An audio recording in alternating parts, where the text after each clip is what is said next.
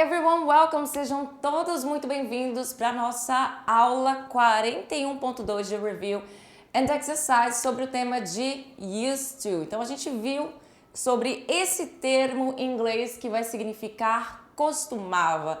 Nós vamos falar sobre hábitos passados, coisas que ficaram no passado e você não faz mais.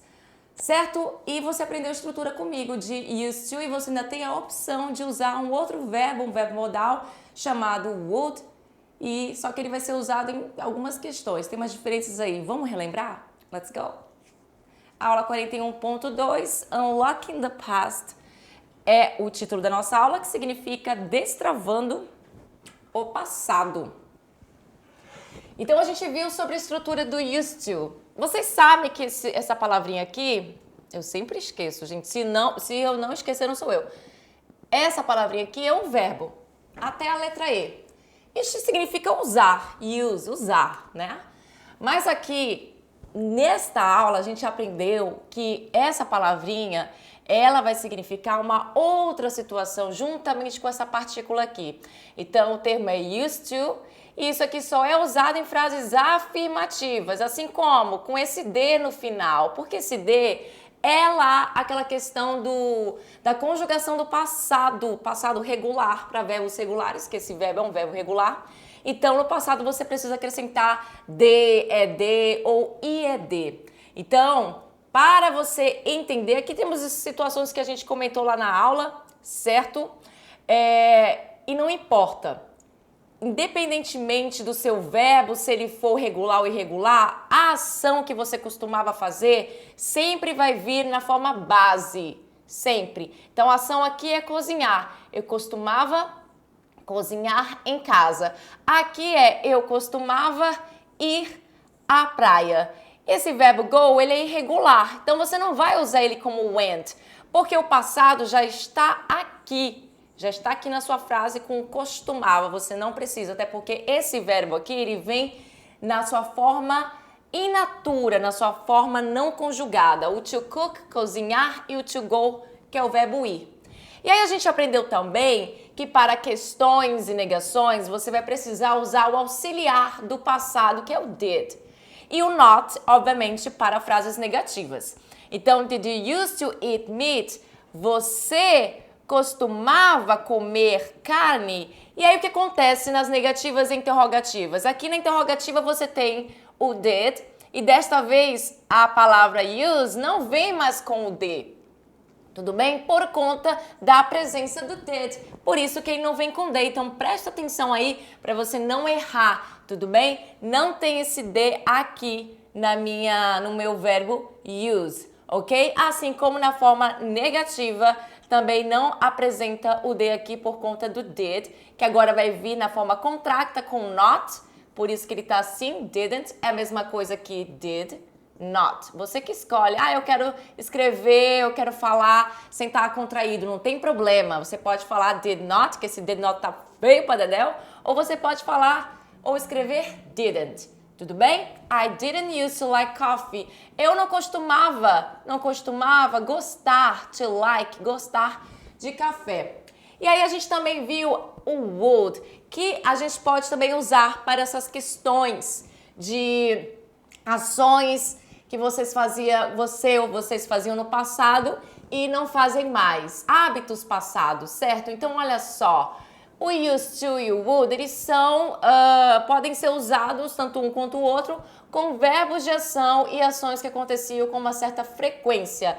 Lembrando que o would, ele dá uma ideia de saudosismo, tá? Ele dá uma ideia de saudosismo. Aí você traduz ele, neste caso, como, por exemplo, falava, andava, ou então eu costumava mesmo. Você pode também usar o costumava, que, na verdade, o used to seria essa ideia de costumava.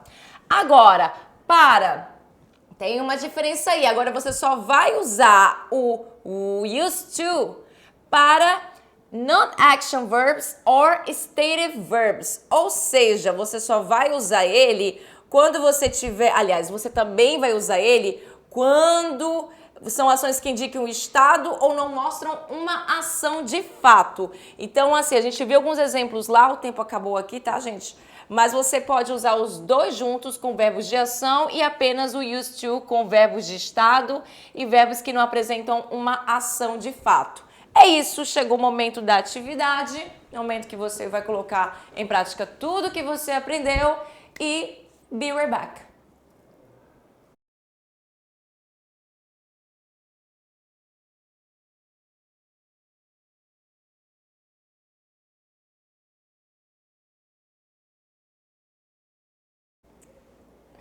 I'm back, estou de volta and let's correct. Let's go.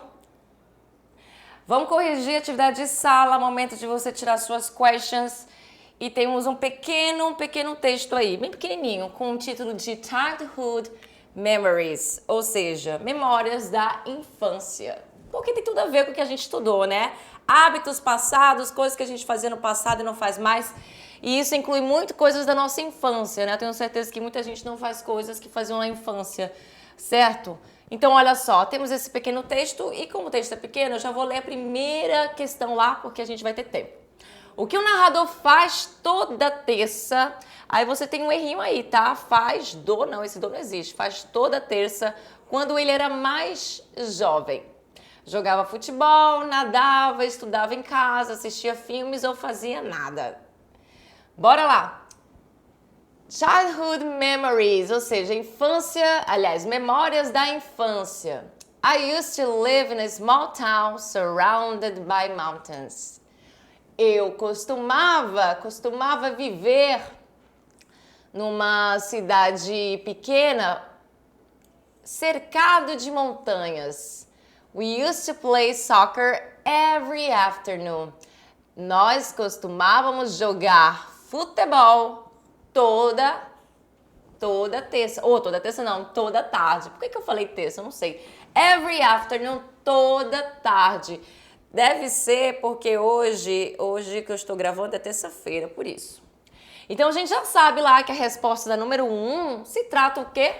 A gente estava falando lá sobre o quê? Que ele jogava futebol, né? We used to play soccer. Nós costumávamos jogar futebol e esse nós inclui ele também. In the neighborhood park. Então eles jogavam no parque da vizinhança. My grandmother used to bake delicious cookies for us every Sunday.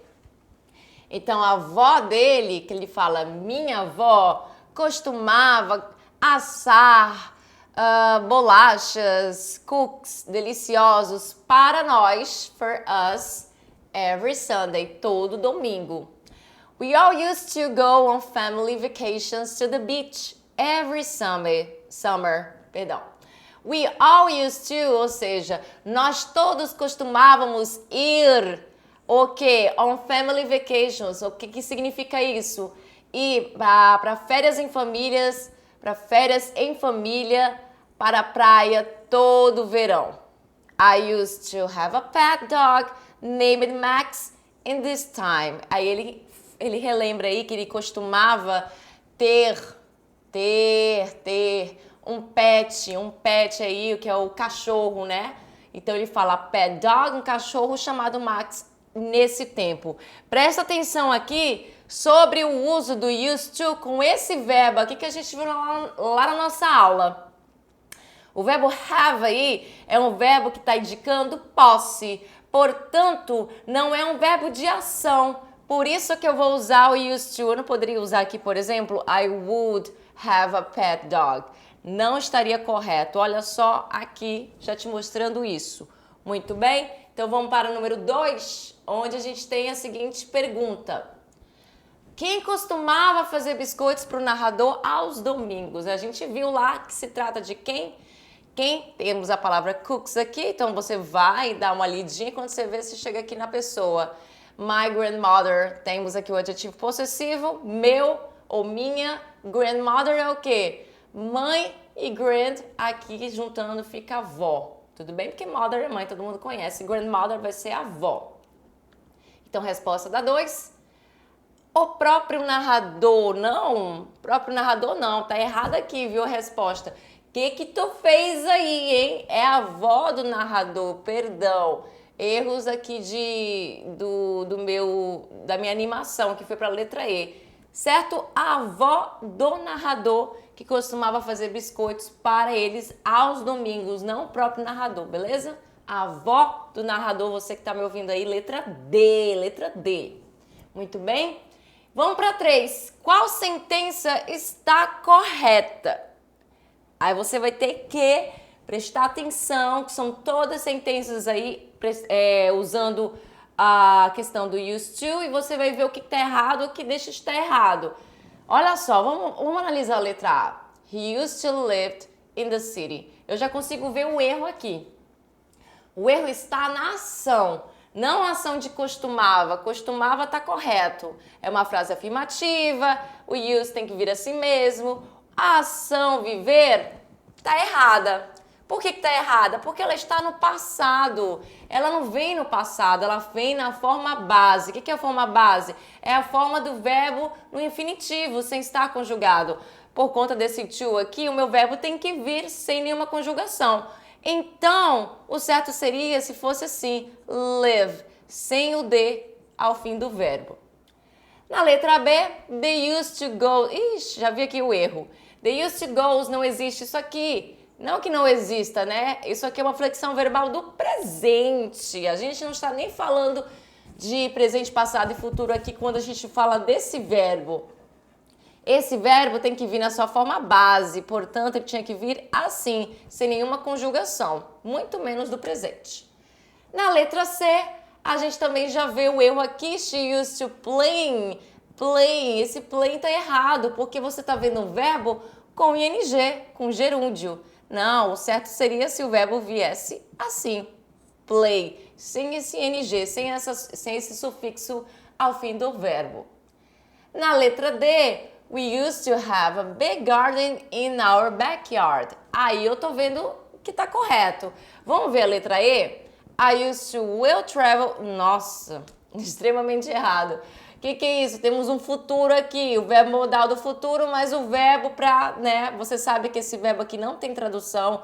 Ele, na verdade, é como se fosse a flexão verbal do verbo que vem logo em seguida, que é o travel. Então, aqui não tem nada a ver usar futuro aqui. O que estaria certo seria somente se eu tivesse usado o verbo travel, sem esse will aqui. Tudo bem? Então, letra D, minha resposta correta. E o que significa a letra D? We used to have a big garden in our backyard. Nós costumávamos ter. Olha o ter aqui sendo usado com used to, porque é um verbo que não é um verbo de ação. Estamos falando de posse aí. Um grande jardim no nosso backyard, que é o nosso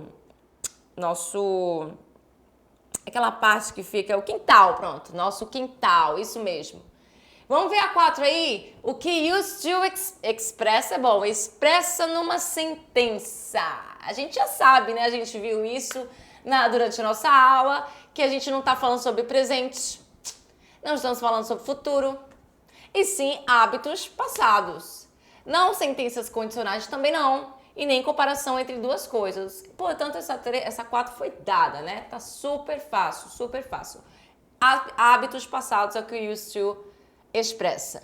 E na nossa número 5, você vai escolher a forma correta do used to para a sentença. Ou seja, temos uma sentença aqui e você vai colocar a forma correta do used to. Lembrando que tá bem fácil essa 5 também, porque você já tem a ação aqui, a ação que vem na forma base, restante da frase. O que você vai colocar é apenas o used to, como ele tem que vir, beleza? Essa ação aqui é uma ação um verbo de ação mesmo. E agora você vai lembrar lá como é que a gente usa. Pode ser uma frase negativa, pode ser uma frase afirmativa, porque a gente tem que entender o que está dizendo aqui. My parents take me to the zoo. Levar ao zoológico quando eu era criança, when I was a child. E aí a resposta correta é o óbvio, tá, gente? Na letra A, não. O que o verbo to be está fazendo aqui? Não tem nada a ver o verbo to be aí. Na letra B, bem, poderia estar correto, porque eu poderia dizer que meus pais não costumavam me levar ao zoológico quando eu era criança. Poderia sim ser na negativa. Mas o que interfere em ser na negativa aqui é porque você está usando aqui o D. Lembra que quando você usa o did, esse use não vem com D? Então, não é uma frase negativa. Então, já corta a letra B.